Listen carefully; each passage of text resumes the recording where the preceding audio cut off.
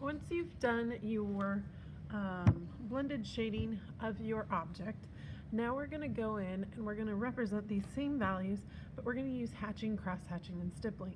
So my recommendation is to start with your line drawing first, like we did with the light bulb, but this time you're going to be starting to map out where you want your lines to go using pencil only.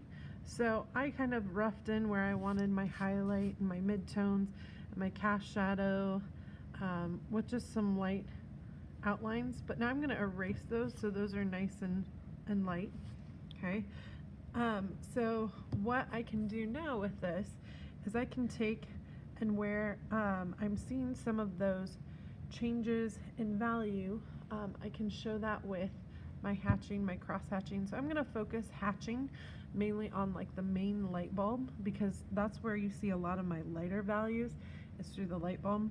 I'm going to do more of my cross hatching through my cast shadow where it's a little bit darker, or I might even bring in some stippling into the light bulb as well. You can use any combination. Remember, as you are using your cross hatching or hatching, you want to make sure that you're following the contours. So think about it in terms of if you could see like a full oval shape.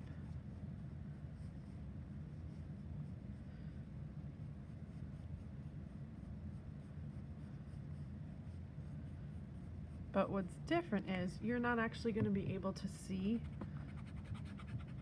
the second side of your oval. So I can erase. Now everything that I'm going to do, I'm going to draw really light so that it doesn't show up in my final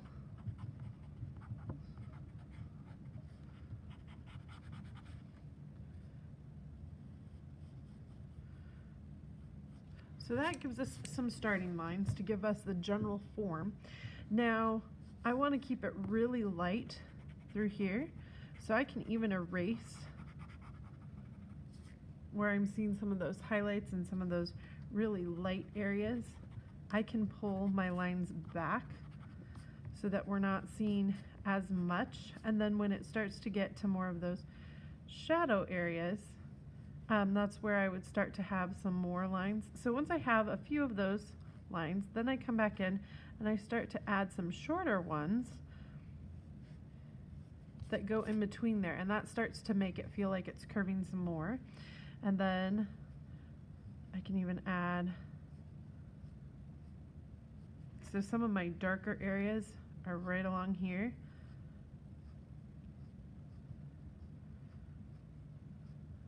And like especially where I'm seeing my darkest shadows, so you can see I see a lot of that shadow right along here. I don't have to go all the way to the edge for it, but I can kind of follow those same curving lines that I was seeing before.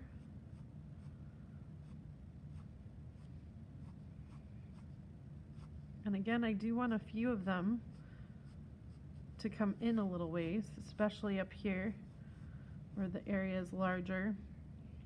And then especially right along this edge where I'm seeing that dark shadow, I'm going to have a lot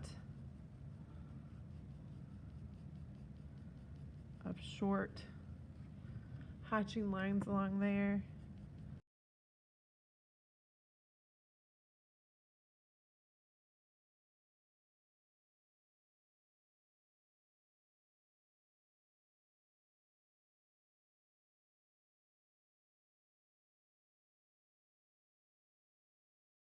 So we're still kind of following those same curves.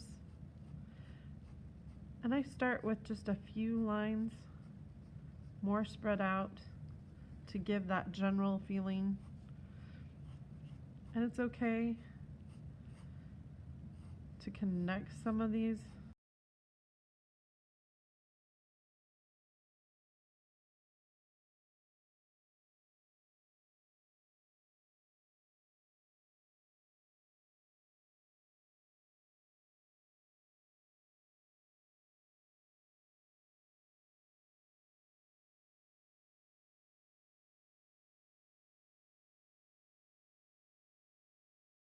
And then here we still have some form, so I'd still have a few lines.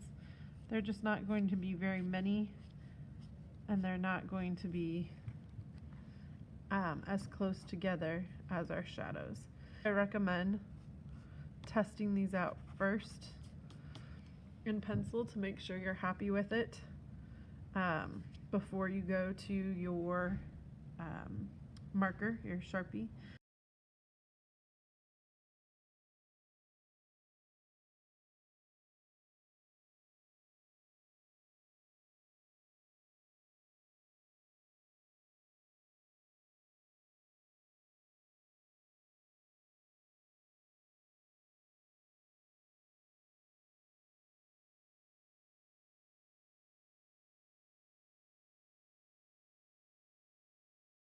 So I'd want this to go a different direction. So sometimes I'll even turn my paper so that I'm not tempted to make my lines go the same way.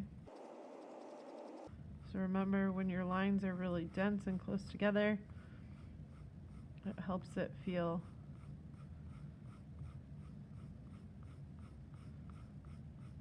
like a darker value.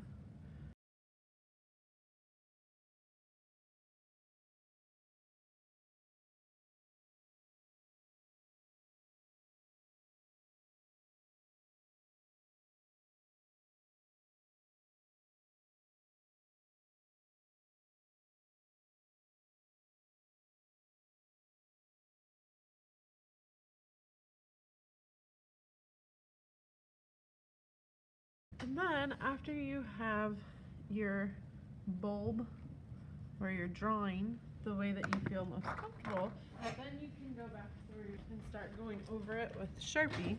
Now remember, you need to have a plan when you start with your Sharpie, because you can't undo anything with Sharpie. I do not stock whiteout.